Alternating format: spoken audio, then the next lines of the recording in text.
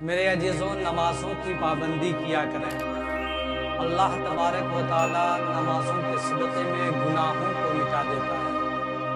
حدیث پاک کا مفہوم ہے، حضرت ابو ہریرہ رضی اللہ تعالیٰ عنہ بیان کرتے ہیں، رسول اللہ صلی اللہ تعالیٰ علیہ وسلم نے فرمایا، مجھے بتاؤ، اگر تم میں سے کسی شخص کے گھر کے سامنے نہر ہو اور وہ ہر روز اس میں 5 مرتبہ غسل کرتا ہو تو کیا اس کے جسم پر کوئی میل باقی رہ جائے گی؟